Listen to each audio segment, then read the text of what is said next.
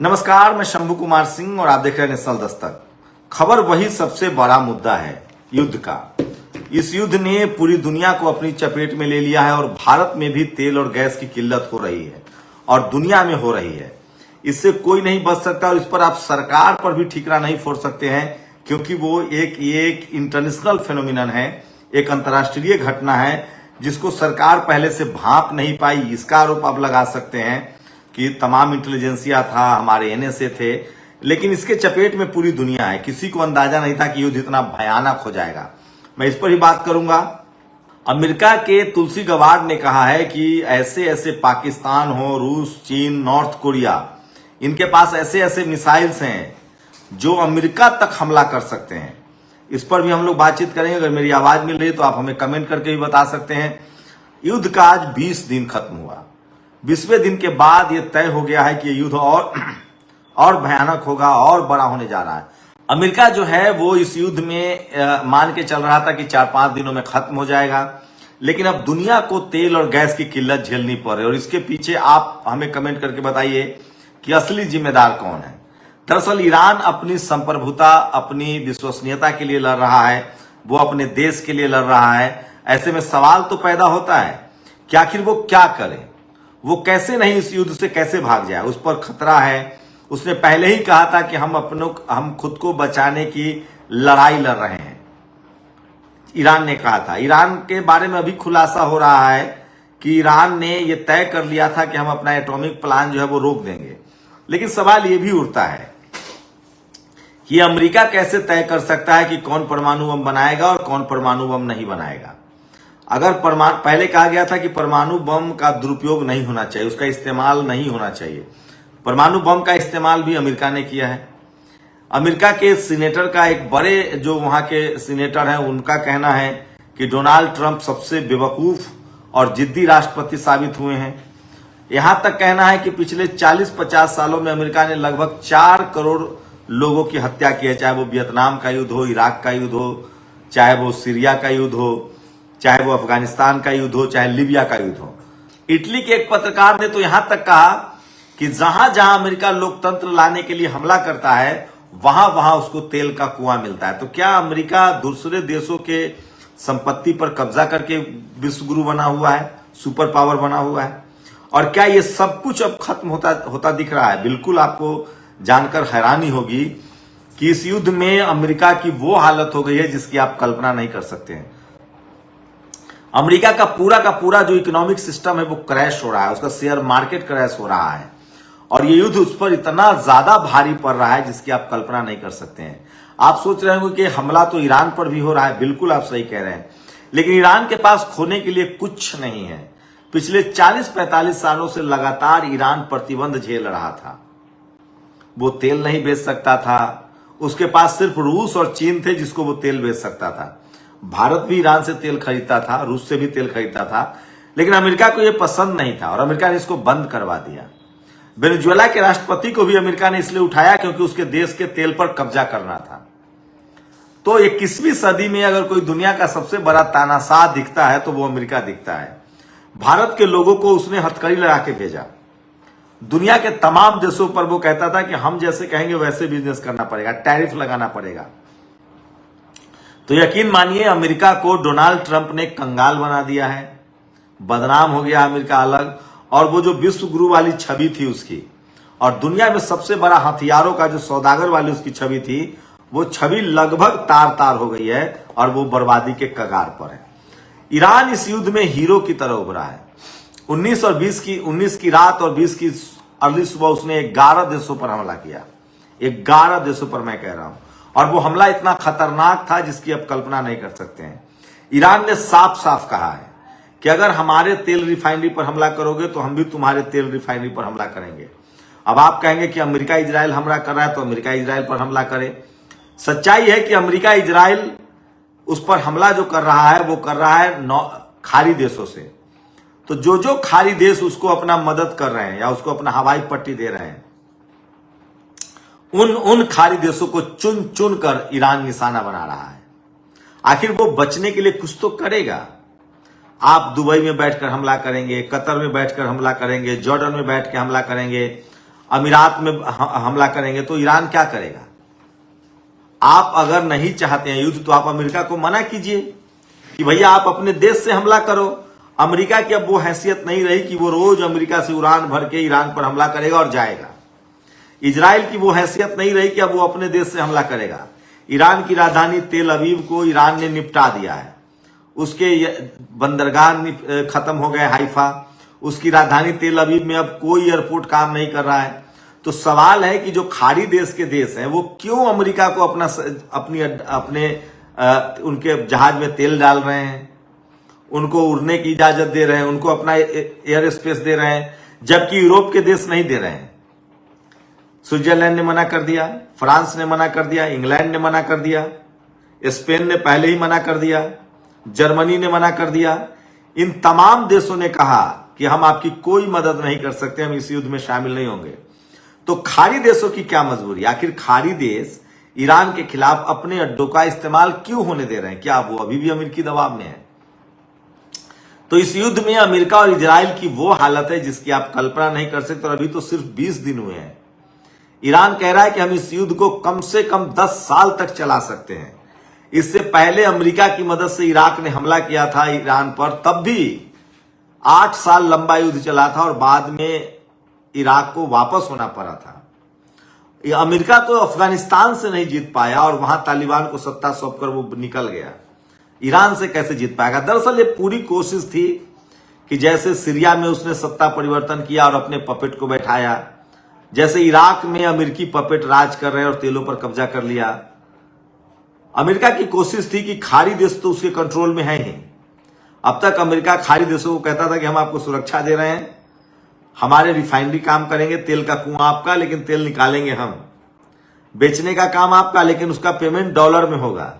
और वो ईरान पर भी यही चाहते थे। और इजराइल की कोशिश थी कि ग्रेटर इजराइल बनाया जाए, फिलिस्तीन पर कब्जा हो जाए, लेबनान पर कब्जा हो जाए, यमन पर कब्जा हो जाए और साथ ही ईरान पर कब्जा हो जाए। लेकिन सोचिए, जो इजराइल आज ईरान के खिलाफ था वो कल दुबई के खिलाफ भी होता, कतर के खिलाफ भी होता।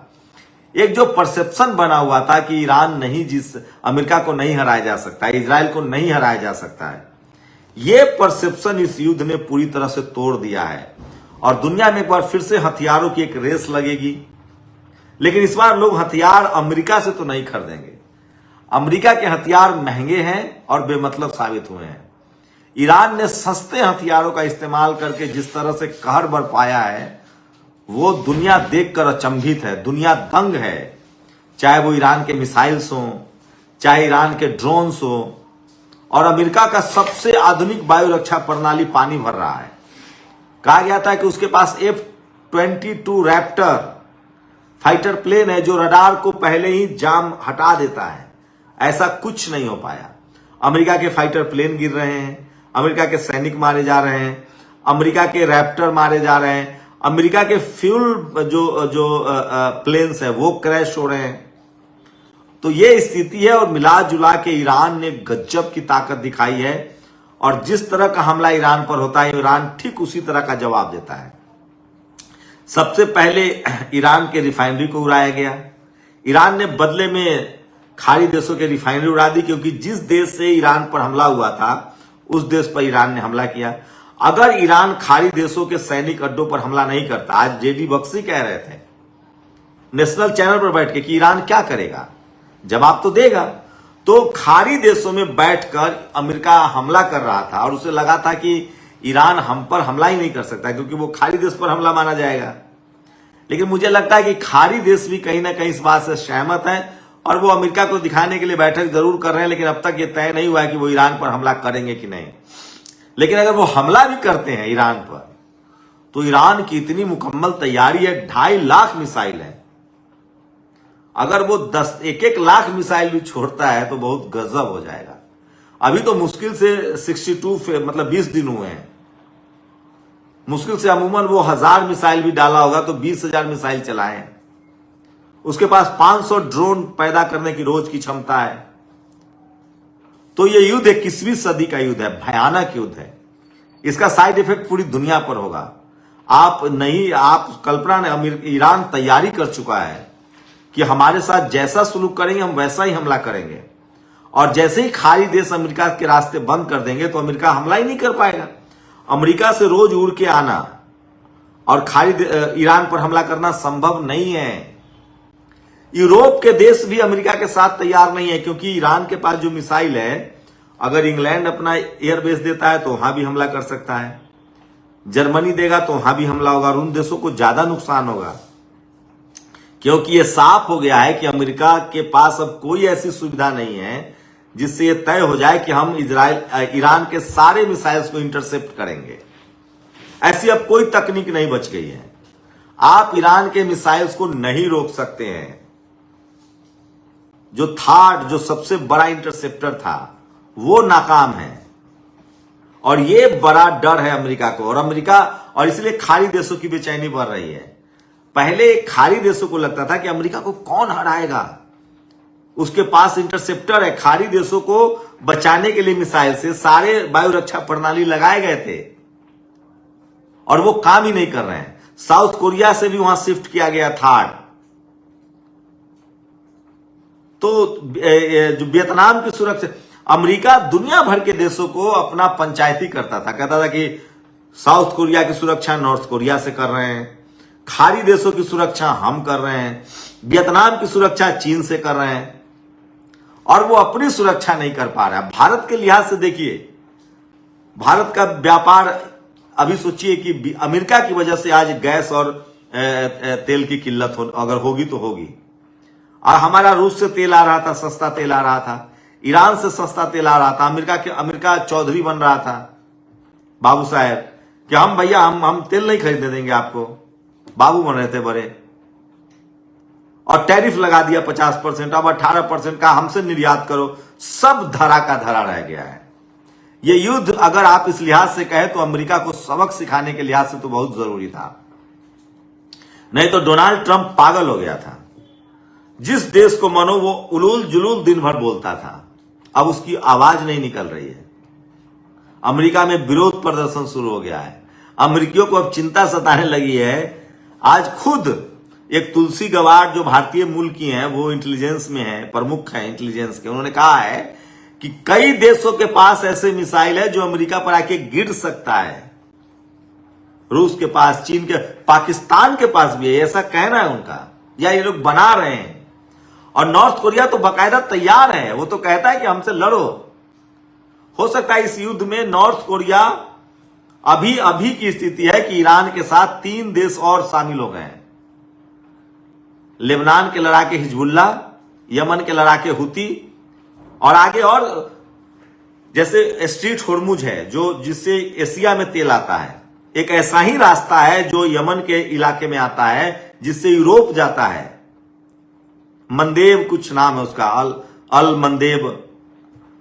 वो अगर बंद हो गया, जिसकी कोशिश हो रही है, तो यूरोप को लाले पड़ जाएंगे तेल और गैस के। और ईरान, चीन और रूस मालामाल हो रहा है। ईरान दुगना तेल उत्पादन कर रहा है, बेच रहा है, क्योंकि उसे पैसे चाहिए, युद्ध है। तेल खरीद रहा है रूस और चीन, और वो बाकी देशों को बेच रहे हैं महंगे दाम पर। तेल की कीमत जो $65 प्रति बैरल था, वो अब लगभग $150 प्रति बैरल हो गया है। मैं फिर कह रहा हूं, यह युद्ध जितना जल्दी समाप्त होगा उतना अमेरिका और इजराइल के भले के लिए है। ईरान के पास खोने के लिए कुछ नहीं है। वो 50-45 सालों से प्रतिबंध झेल रहा था, और उसी दौरान उसने इस तरह की मुकम्मल तैयारी की है। कहते हैं ना कि किसी को इतना मत डराइए कि डर ही खत्म हो जाए। तो ईरान का डर खत्म हो गया है। वहां फाइटर प्लेन, बम गिराए जा रहे हैं, स्कूल तोड़े जा रहे हैं, अस्पताल तोड़े जा रहे हैं, लेकिन ईरान के लोग सड़कों पर घूम रहे हैं। सोचिए, खामनेई की हत्या कर दी गई। अभी एक और उनके बड़े नेता जो थे, जो खामनेई के दामाद भी थे, अली लारजानी, उसके बावजूद वहां का जो राष्ट्रपति है पजेस्कियन, लारीजानी की हत्या के बावजूद, खामनेई की हत्या के बावजूद, जो पजेस्कियन जो राष्ट्रपति हैं, वो सड़कों पर घूमते हैं दिन में पैदल। सोचिए। और अरागची जो विदेश मंत्री है उसने पूरी दुनिया का नक्शा बदल, मतलब वो इस तरह का हाजिर जवाब बंदा विदेश मंत्री है ईरान का। आपको जानकर हैरानी होगी कि ईरान में 90% लिटरेसी है, जिसमें 80% लोग जो हैं वो मास्टर और पीएचडी हैं। महिलाओं में वैज्ञानिक की संख्या 10 लाख से ज्यादा है। तो ईरान ने इस तरह से अपने आप को तैयार किया है इस युद्ध के लिए। उसे पता था कि एक दिन ये नौबत आएगी, ये युद्ध आएगा। और युद्ध के 20 दिनों के बाद इस तरह के हालात हैं कि आप ईरान को हरा तो नहीं सकते हैं, ईरान पर कब्जा तो नहीं कर सकते हैं। लास्ट में ईरान पर परमाणु बम गिरा सकता है अमेरिका, ये वो कर सकता है। लेकिन इसके लिए भी मुझे लगता है रूस, और खुद अमेरिका कह रहा है कि ईरान के पीछे रूस और चीन खड़ा है और एक एक जहाज को मॉनिटर कर रहा है। कल एक खबर आई कि चीन ने जो स्पिरिट 2 बॉम्बर है, जिसके बारे में कहा जाता था कि रडार उसको नहीं कैच कर सकता है, चीन का दावा है चीन का कि हमने उसको रडार में पकड़ा है। मतलब वो परमाणु बम लेकर भी आएंगे तो वो बात पता चल जाएगी ईरान को। और इसी वजह से जो और सैटेलाइट लोकेशन मिल रहे हैं ईरान को, ये जो सारी जानकारी मिल रही है ईरान को, इसलिए वो एग्जैक्ट निशाने पर हमला कर रहा है। खाड़ी देशों के सारे रिफाइनरीज, गैस, आज जो कतर में हमला हुआ देर रात, दुबई में हमला हुआ, उसके पास एग्जैक्ट लोकेशन है। क्योंकि अब चीन और रूस भी दुनिया की बड़ी ताकत है। लेकिन एक बात समझिएगा, रूस और चीन कभी नहीं लड़ेगा, रूस अमेरिका कभी नहीं लड़ता है। जो कमजोर देश होते हैं उनको ये लोग लड़ाते हैं ताकि हथियार बेच सकें। तो युद्ध किसी के पक्ष में नहीं है। लेकिन मैं फिर कह रहा हूं, ईरान के पास कोई रास्ता नहीं छोड़ा गया। अभी खबर आई है कि ईरान तैयार था कि हमको कोई दिक्कत नहीं है, जो यूरेनियम है हम आपको सौंप देंगे। उसके बाद अमेरिका ने हमला किया। अमेरिका की नीयत खराब थी, वो उसके तेल पर कब्जा करना चाहता था और इसलिए हमला हुआ था। लेकिन ईरान ने गजब की ताकत दिखाई है। अमेरिका की आर्थिक व्यवस्था चौपट हो गई है, इजराइल पूरी तरह से तबाह हो गया है और ईरान के लोगों का डर खत्म हो गया है। वो पूरा दिन पूरी रात सड़कों पर गुजार रहे हैं। ये सारी तस्वीरें आप नेशनल दस्तक के एक्स हैंडल पर आकर देख सकते हैं, जो मैं कह रहा हूं। क्योंकि यूट्यूब पर, फेसबुक पर गाइडलाइंस है, हम वो सारी तस्वीरें आपको नहीं दिखा सकते हैं। हमारे साथ जुड़े रहने के लिए आप सब लोगों का बहुत बहुत शुक्रिया। मैं जानता हूं कि युद्ध किसी लक्ष्य का प्रतिवेदन नहीं करता या किसी समस्या का हल नहीं है। लेकिन कई बार युद्ध जरूरी होता है अपने अस्तित्व को बचाने के लिए। ईरान अपने अस्तित्व की लड़ाई लड़ रहा है और क्या जबरदस्त, पूरे 100 साल में जो अमेरिका की बादशाहत का जो खौफ था दुनिया भर, वो कम से कम खत्म हो गया है। आप लोगों को क्या लगता है, बताइएगा जरूर। नेशनल दस्तक की आपसे गुजारिश है कि अगर इसको बचाना चाहते हैं तो नेशनल दस्तक को सब्सक्राइब करने के लिए रेड कलर के सब्सक्राइब बटन को दबाएं, फिर बेल आइकन की घंटी दबाएं। नेशनल दस्तक को बचाने के लिए बहुत जरूरी है कि हर खबर को शेयर करें, लाइक करें, कमेंट जरूर करें।